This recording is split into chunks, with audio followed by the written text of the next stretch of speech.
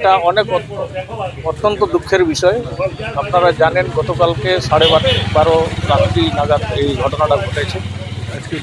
আমি দেখলাম যে ওখানকার যারা দুই ভাই ছিল তারা সেই দোকান দিয়ে তাদের জীবিকা নির্বাহ করে এবং আমরা পুরো পরিদর্শন করে দেখলাম যে তার প্রত্যেকটি যে সমস্ত পূজার অর্ডার করেছিল, যে সমস্ত তাদের জামা কাপড় সমস্ত একেবারে সেই শর্ট সার্কিটে সেখানে পুড়ে একেবারে ছাই হয়ে গেছে।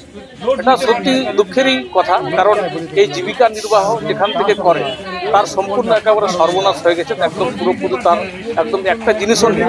তো এটা আগামী দিনে নিশ্চয়ই আমরা নিজের পক্ষ থেকে যেগুলো আমরা চিন্তা ভাবনা করবো যে তার যেভাবে ক্ষতি হয়েছে তাকে তার পাশে দাঁড়ানোর মতো আমরা নিজের মধ্যে একটা টিম করে আমরা যতটুকু আমরা নিজের মতো সেটা আমি ওনাদেরকে সহযোগিতা